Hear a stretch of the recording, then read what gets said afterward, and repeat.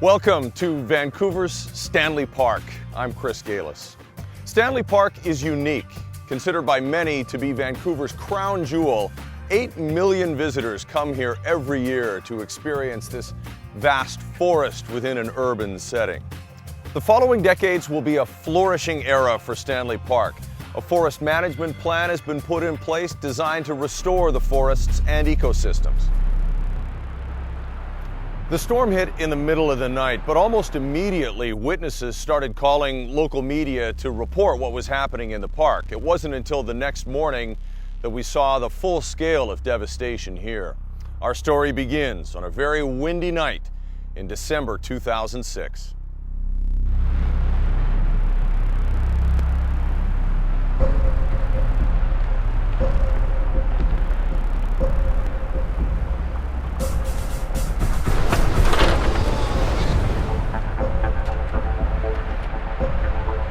There's probably 6 trees down right now. We're losing stuff now. I want you to turn around and leave, please. I've got everything close. All the park roads were impassable. You couldn't just do a quick tour around the park. The level of damage at the Georgia Street entrance was such, it was completely impassable. We couldn't even get entry down Pipeline Road because there were large groups of trees fallen and pinning down the trolley wires. And we had to cut our way through that with the help of a crane. All of the power was out in that part of the city, including our building, and the building was cold, and the level of devastation was quite horrific.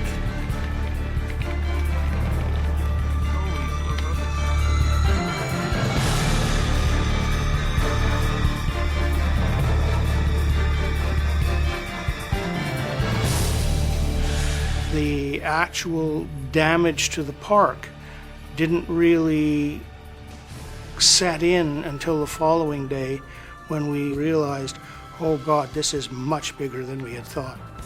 We had 10,000 trees down.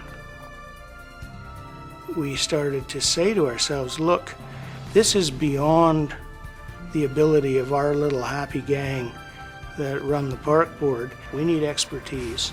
And then we're going to need a massive financial boost.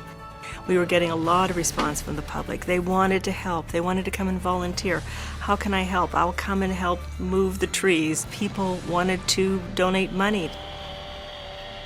We were trying to determine the extent of the forest blowdowns in the middle of the forest as opposed to just the sections that had impacted the roads. We were able to jump aboard media helicopters and get some freebie overflights. The media should get an A+ because they were truly allies in this project, and we could not have accomplished what we accomplished without their support.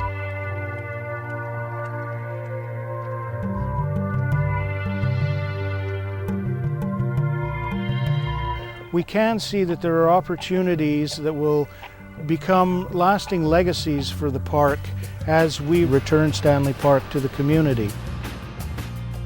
In 2007 and 2008, this park was transformed. Some of the changes were visible, like renewed trails, but many of the most valuable advancements were behind the scenes.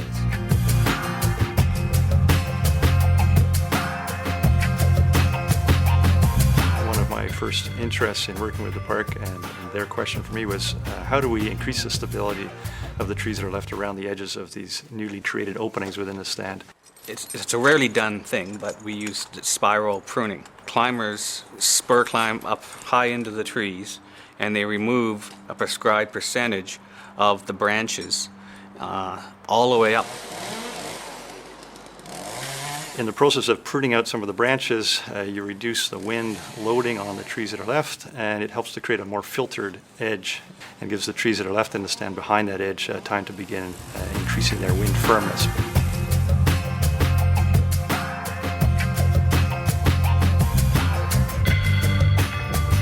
The first and most resource-consuming issue was public safety.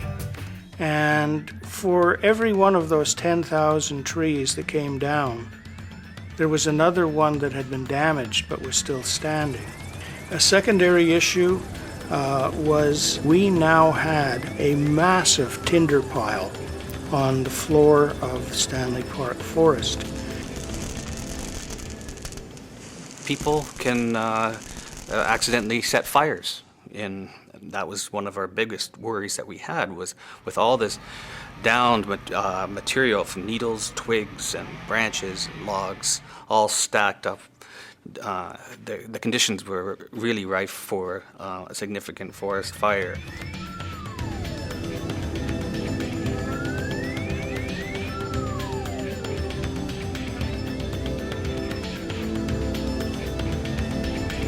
By the third week after the storm, over 5,000 donors had pledged money. By April, we had about $9 million committed to the project. What I've learned is that people have a very strong connection with the park. I think it provides a sense of permanency in a time of our lives when everything is fast-moving and fast-paced. It evokes a sense of ownership, which I think was one of the reasons people were so quick to open their pocketbooks. Jim Loudon, who was taking the lead on the project, decided that we should have a group of experts to help guide us. We were physically out there doing some things. On the other hand, we were marshaling the resources to develop a formal written plan that would become endorsed and then would become the basis for our work. There was a staff committee and there was a group of stakeholders who had an interest in the park.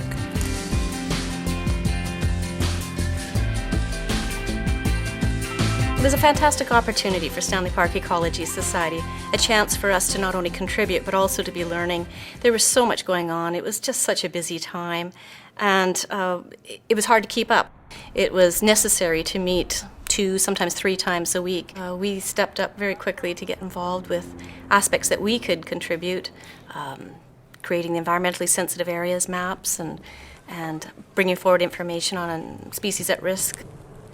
I was bringing my information forward, that which I'd observed in the field and some of which I knew from my studies and experience in the past. Our biggest blowdown was near Prospect Point, from essentially the water's edge up. We had to start high up on the top of the hill and work our way down. In order to safely address those issues at the seawall level, that was several months. The storm opened up opportunities to redevelop Prospect Point, which we probably wouldn't have done otherwise, but now Prospect Point is safer, it's more beautiful. Prospect Point has been incredibly improved. Today's event is all about the arrival of 2 important machines that will assist us. We had an immense amount of positive media coverage. We are also here to acknowledge Finning Canada and Caterpillar for providing us with the use of these 2 log loaders. These things had the ability to reach out and lift a log into the air rather than drag it without doing any damage at all to the surrounding understory.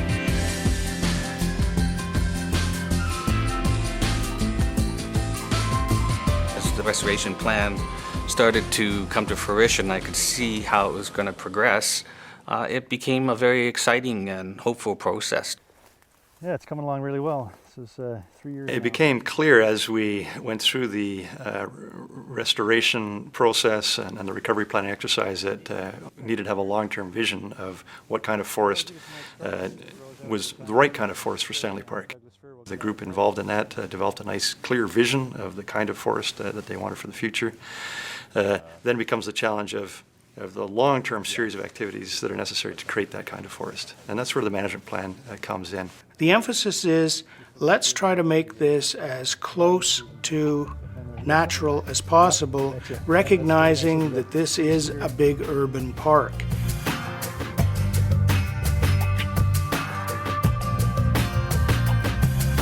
Hi, I'm Chris Galis in Stanley Park, here to learn more about urban forests and the challenges of maintaining them. So I'm going to bring in Jim Loudon, who spent many years here in Stanley Park looking after the forest. Urban forests, Jim, don't just happen. It takes management, it takes a lot of work. Tell me a little bit more about that.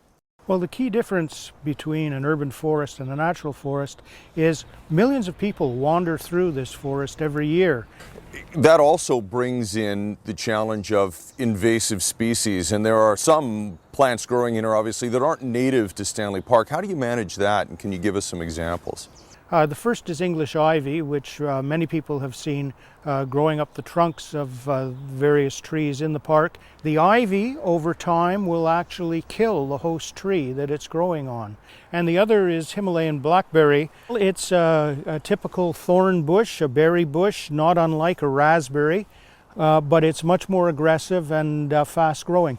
Now, this is a young plant, but it doesn't take long to take over, does it? That's correct. They tend to outperform the indigenous species that traditionally made up the forest floor. So that impacts the understory, a lot of the plants on the ground. Talk a little bit more about the canopy and the trees and the challenge of preserving that in its natural state. About 150 years ago, the loggers of the day high-graded out most of the good cedar and the good Douglas fir, leaving the hemlock behind. A hemlock of 100 years old is already in decline, whereas when we talk about great cedars and firs, they are hundreds of years old.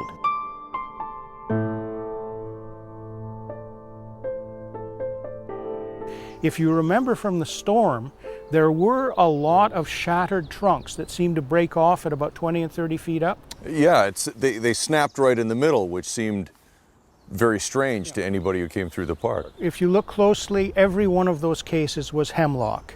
So how do you manage it? We look for diseased trees, and at a certain point we say, this is no longer safe, and we actually have to remove them. So Jim, it's really about getting the forest back to the state it was in before there was human intervention here. What we have to do is to try and reconstruct that balance of 150 years ago with about 1/3 of each dominant type of conifer in the park. So come on along and we'll show you what we're up to. All right, we're heading into a much darker part of the forest than we were in previously, Chris, and this is part of the problem in itself. What's around us was planting that occurred after the major blowdown with the Frida storm in the mid-60s. You'll notice there's almost no growth on the forest floor whatsoever, and when we look up the tree, you'll notice that 2/3 of the branches are dead, that it's only the top bit that has any needles left. So basically, you need to thin parts of the forest out by taking out the sick and unhealthy trees and giving a little bit more light and a chance for that understory and healthy trees to grow. Yeah, this type of planting, which was more of an industrial mentality at the time, was premised on coming back at some point and thinning. Now, this will never be a robust forest as it should, and so now we should take some remedial action. So the park board knows that as part of its forest management plan, occasionally you're going to need to do some chainsawing and removing some of these trees. That's a good thing, not a bad thing. It is a good thing, and the most important thing is it will not recover from this condition if we just continue to leave it. All right, nature needs a helping hand, so maybe we better let him get to work. All right.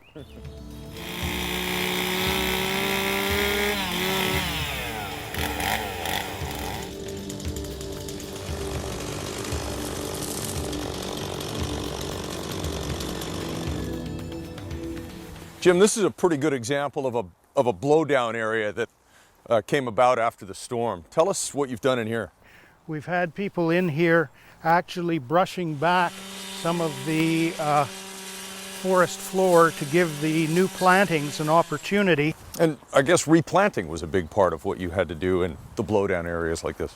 Yeah, we planted over 15,000 new trees after the storm. Here's an example of a little cedar we put in. These are almost feather-like needle compared to the sharp, rounder needles that you find on the fir and the hemlock. And we put in about half cedars and half firs. So this really is a key building block for the forest of the future. Oh, definitely. Hopefully someday we will see a forest that is truly typical of what would have been here in, say, 1800.